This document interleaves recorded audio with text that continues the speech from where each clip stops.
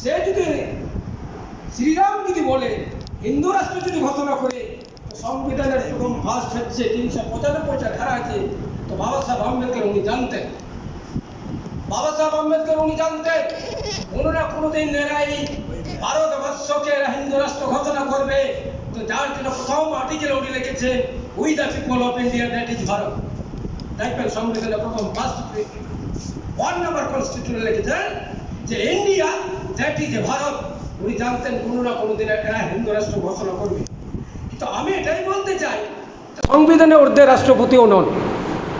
তো সংবিধানের ঊর্ধ্বে যদি রাষ্ট্রপতি না হন, তাহলে সংবিধানের কথায় কোন জায়গায় লেখা আছে যে জয় শ্রীরাম হিন্দু রাষ্ট্র ঘোষণা করবে? কোথায় লেখা আছে? তো আজকে যে বিষয়টা আছে বহুত মহত্বপূর্ণ বিষয়, যে আদিবাসীদেরকে উন্নয়নের নামে জল জঙ্গল জমি থেকে বেদখল করা হচ্ছে, এবং সেটা 2013 সালে সুপ্রিম কোর্ট রায় দিয়েছে। সুপ্রিম কোর্ট রায় দিয়েছে কেন?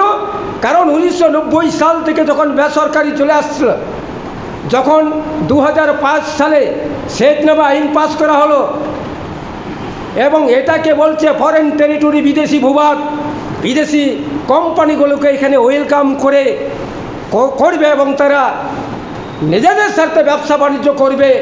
তো এই আইনটা যদি সংশোধন যদি না করা যায়, তাহলে সমস্যায় হয়ে যাবে, সমস্যা হয়ে যাবে। যার জন্য বাবা সাহেব আম্বেদকর উনি শিডিউল কাস্ট শিডিউল ট্রাইব ছিলেন না। বাবা সাহেব আম্বেদকরকে যখন সংবিধান লেখার সময় তাকে প্রশ্ন করা হয়, আপনি আপনার জন্য করুন, আরে আদিবাসী তো আপনি নন। তো বাবা সাহেব আম্বেদকর উত্তর দিয়েছিলেন যে নেই করে সে অন্যায় করতে পারে না। তো আমাদের মানুষগুলো বাবা সাহেব আম্বেদকর জিন্দাবাদ মুর্দাবাদ জানে। আমাদের মানুষগুলো বাবা সাহেব আম্বেদকর 14 এপ্রিল তার জন্মজয়ন্তী পালন করতে হবে, এবং জিন্দাবাদ মুর্দাবাদ তার গলায় ফুলদান এটাই করে। কিন্তু বাবা সাহেব আম্বেদকরের পূর্ব কর্মজীবনটা স্টাডি করতে হবে। আমাদের ফুলজানে সিধু কানু, বিরসা মুন্ডা, তাদের কর্মজীবন আলোচনা করতে হবে। তারা কি আন্দোলন করেছিল? 250 সাল আদিবাসী লড়ছে, এখনও সাকসেস হতে পারেনি। কেন? আলাদা আলাদাভাবে লড়াই করা। তো বাবা সাহেব আম্বেদকর উনি বলেছিলেন যে আদিবাসী এরা তো জঙ্গলে আছে, এদের তো কোনো জ্ঞান নেই। এবং কংগ্রেস সেই সময় বড় পার্টি ছিল, কোনো আদিবাসী একজনকে প্রতিনিধিত্ব করতে পাঠাননি বিধানমণ্ডলে, বিধানসভায়। আর আজকে আদিবাসী 58-60 সাল কংগ্রেসের সঙ্গে থাকা মানে ব্রাহ্মণের সঙ্গে থাকা। 50-56 সাল কংগ্রেসের রাজ, বিজেপির রাজ হচ্ছে 15-16 সাল। তো আমাদের তো ডেভেলপমেন্ট হচ্ছে না। আগে আমাদের রামবাবু বলেছিল যে ডেভেলপমেন্টের জন্য, উন্নয়নের জন্য আমরা শিল্প চাই, আদিবাসীদের উন্নয়নের জন্য নয়। বাবা সাহেব আম্বেদকর সেই সময় যেমন বলেছিল ফ্রিডম অফ দ্য কান্ট্রি, দেশকে স্বাধীন করতে হবে, ব্রাহ্মণরা বলছিল। বাবা সাহেব কাউন্টার করে বলেছিলেন freedom of the people of the country. আগে এখানকার জনগণকে স্বাধীন করতে হবে, তারপর আমরা দেশ স্বাধীন করার চিন্তা করব। তো ব্রাহ্মণরা চিন্তা করলে একে একে ইংরেজরা তো সব দিয়ে দিচ্ছে, তাহলে আমাদেরকে তো আর গোলাম করতে পারবো না। যার জন্য এরা 1942 সালে কুইট ইন্ডিয়া, ভারত ছাড়া আন্দোলন শুরু করে দিল। 700 সাল মুসলমান মোগল রাজ করলো, কিছুই হলো না। ইংরেজ আসার পরে এরা বুঝতে পারলো। তো বাবা সাহেব আম্বেদকর যখন আমাদের সংবিধান লেখার যে সুযোগটা পেয়ে গেলেন, তখন আদিবাসীদের জন্য 5th এবং 6th শিডিউল এক্সট্রা দিয়ে গেলেন। 5th এবং 6th শিডিউল সংবিধানের 5মে কি লেখা আছে? আমাদের এই জমি আদার্স কেউ দিতে পারবে না, আমাদের ডেভেলপমেন্ট আমরাই করব। আর্টিকেল 5(3), 4(1), 4(2), 5(2) সমস্ত অধিকারগুলো 5th শিডিউল আছে। 6th শিডিউল স্বায়ত্ত শাসন, সেলফ গভর্নেন্স আমরা নিজেরাই তৈরি করব। এবং যেটা পার্লামেন্ট, লোকসভা, বিধানসভা যে আইন পাস হবে, সেটা আদিবাসী অধ্যুষিত এলাকায় লাগু হবে না। সেখানে কারা করবে? ট্রাইবেল লেই পঞ্চায়েত, ট্রাইবেল অ্যাডভাইজার কাউন্সিল।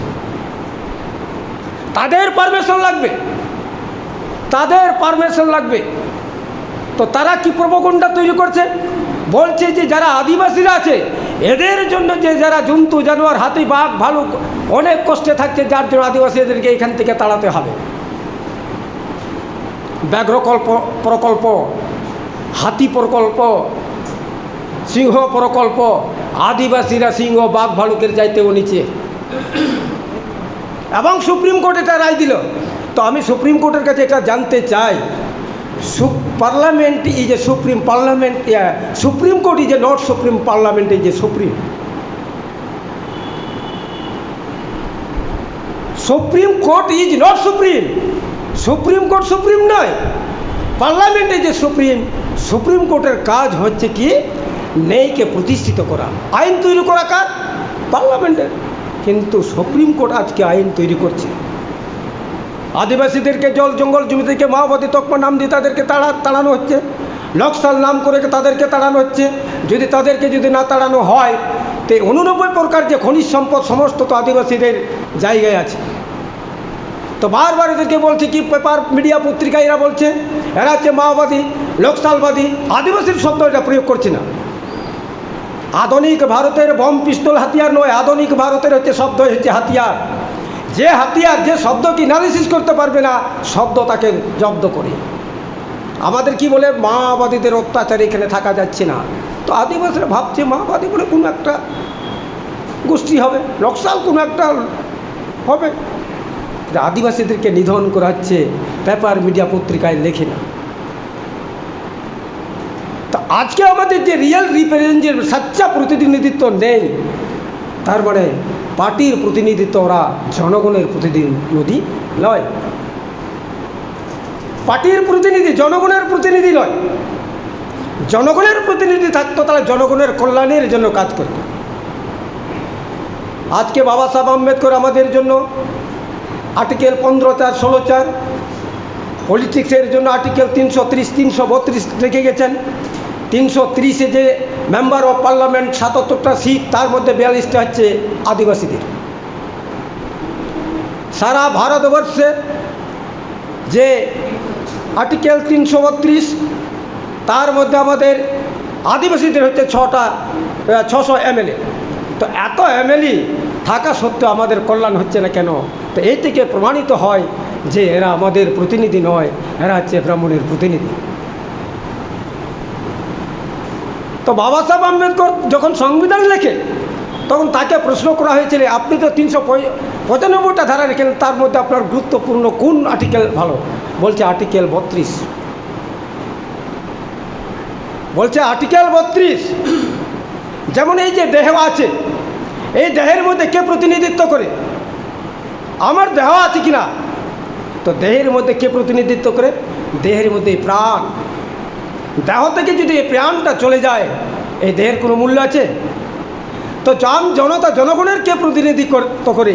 যে আমাদের যে রিজার্ভ সিট, যে 42টা MLA MP আছে, তারা আমাদের প্রতিনিধিত্ব করবে। কিন্তু এরা তো আমাদের প্রতিনিধিত্ব করে, যার জন্য আমাদের সমাজ হচ্ছে প্রতিনিধিত্ব। এখানে কি লিখেছেন, কেউ যদি নেই থেকে যদি তোমাকে বিতাড়িত করে, নেই বাবারা, তখন কোথায় যাবে? আর্টিকেল 32 ধারা তহত তুমি হাইকোর্ট সুপ্রিম কোর্টে যেতে পারবা। তো হাইকোর্ট সুপ্রিম কোর্ট তাদের কবজায়। আজকে 600টা জজ আছে হাইকোর্টে, 600 জজের মধ্যে 582টা হচ্ছে তারা, 18 জজ হচ্ছে আমাদের SC ST OBC, তার মধ্যে ST তো নেই। আপনার কথাটা কে তুলবে? এই প্রতিনিধিত্বহীন সমাজ। তো যার জন্য আমাদেরকে রিয়েল সাচ্চা প্রতিনিধিত্ব নির্মাণ করতে হবে। আর নাহলে আমাদের সমাজের মধ্যে ডাক্তার, উকিল, ইঞ্জিনিয়ার অনেক আছেন, কিন্তু আমাদের সাচ্চা রিয়েল প্রতিনিধিত্ব না থাকার জন্য আজকে আমাদের এই অবস্থা। তো যার জন্য বিশ্রাম সাহেব আমাদের এখানে কি নিয়েছেন?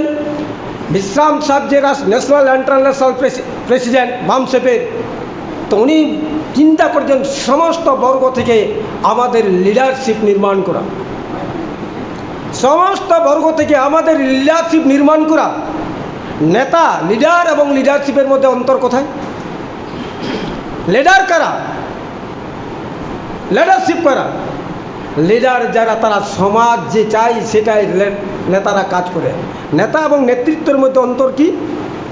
সমাজ কি চায়, নেতা সেইভাবে কাজ করে। নেতৃত্ব কি? নেতৃত্ব সমাজকে পরিবর্তন করে। আমাদের মানুষগুলো কি এখানে ইন্দিরা আবাসন হবে? আমার জন্য মেয়ের বিয়ে হবে, টাকাটুকি হবে কি, হ্যাঁ আমি করে দেব, এটা ভেবে নেতা কাজ করে। নেতৃত্ব কি, সমাজকে চেঞ্জ করবে। তো আমাদের হচ্ছে গা ল্যাক অফ লিডারশিপ, আমাদের নেতৃত্ব নেই, আমাদের নেতৃত্ব নেই, নেতৃত্বহীন সমাজ। তো যার জন্য আজকে আমাদের রাষ্ট্রব্যাপী জন আন্দোলন ছাড়া কোনো বিকল্প রাস্তা নেই। আগামী দিনে এটাও বলে রাখছি যে আগামী দিনে যে আমাদের যে রাষ্ট্রপতি হয়েছে তার মাধ্যম যে 5 এবং 6 শিডিউল যে আমাদের জন্য স্পেশাল যে প্রভিজন দেওয়াতে শেষ করবেই। এবং রাষ্ট্রপতি উনি দেশ চালাবেন, উনি করবেন না। আমাদের ধনখড় যে পশ্চিমবাংলার যে রাজ্যপাল হয়েছেন, উনি ওখানে উপরাষ্ট্রপতি হয়েছেন, নামে মাত্র রাষ্ট্রপতি চালাবেন। ধনখড় উনি হচ্ছেন ব্যারিস্টার, উনি হচ্ছেন ব্যারিস্টার। তো আমাদের সবাই বলছে, সমস্ত জায়গায় আমি শুনছি দেখছি, আমাদের রাষ্ট্রপতি হওয়ার জন্য সবাই নাচছে রোডে রোডে। নাচা আদিবাসীদের একদম প্রিয় জিনিস, নাচনে ওলা। তখন লাস্টে উনি কী করবেন, সই করে দিবেন। পার্লামেন্টে পাস হয়ে আছে, যখন আমরা আন্দোলনে নামবো বলছে যে আপনাদের রাষ্ট্রপতি তো সই করেছে। তো আমি এক জায়গায় বলেছিলাম যে একটা আদিবাসীকে রাষ্ট্রপতি করেছেন, গর্বের বিষয়, আমিও নিজেও গর্ব করি। কিন্তু 12 কোটি আদিবাসী থেকে যদি একজনকে বিয়ে করা যায়, তাহলে 11,99,99,999 জনকে বিয়াকুব বানাচ্ছে। 12 কোটি থেকে যদি আমি এককে বিয়োগ করে দিই, তাহলে কত হচ্ছে, 11,99,99,999 জন বিয়াকুব। আর না হলে উনি জয় শ্রীরাম বলতে পারতেন না, জয় শ্রীরাম উনি বলতেই পারতেন না। জয় শ্রীরাম মানে ব্রাহ্মণের জয়। যেহেতু ঋষি সিংহের পুত্র, জানেন না, দশরথের নয়। কারণ পুত্র কামিষ্টি যজ্ঞ যখন দশরথ করেন, তিনি স্ত্রীকে ঋষি সিংহের হাতে তুলে দেন। 6 মাস তপস্যা করার বলতে যে হ্যাঁ এখন ফল মূল ক্ষীর খেয়ে তাদের হয়ে গেছে, নিয়ে যাও। সেই শুম্ভুককে যদি হত্যা করতে পারে, শুম্ভুক হচ্ছে মূল নিবাসী, শ্রীরাম হচ্ছে রাম বলে পৃথিবীতে এখানে জন্মগ্রহণ করেননি নাই, কিন্তু ধরে নিচ্ছি জয় শ্রীরাম মানে ইনডাইরেক্টভাবে ব্রাহ্মণের জয়। তো বলছে যে জয় ব্রাহ্মণের, তাহলে আপনি কিন্তু সাপোর্ট দিবেন না। জয় শ্রীরাম আপনি বলবেন জয় শ্রীরাম, জয় বজরংবলী, জয় বজরংবলী, জয় হনুমান, শালা হনুমান বলবি রে, হনুমান বলবো আমাকে, কিন্তু বলেই দিলাম জয় বজরংবলী, আপনি বললেন জয় বজরংবলী, জয় হনুমান, আপনি আমাকে বললেন জয় হনুমান বলবেন, স্যার সুরাইদাকে মারতে হবে, তাহলে আমাকে হনুমান বলবে। ওই যে বললাম না যে শব্দ আমরা অ্যানালিসিস করতে পারিনি।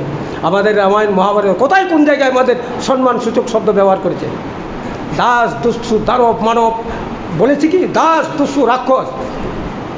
এবং এই যে আজকে যে ভারতবর্ষের যে নামকরণটা হয়েছে, আমাদের মহাপুরুষ গৌতম বুদ্ধের 1400 বছর আগে বৃতের পুত্র ছিল ভারত। আমাদের মহাপুরুষ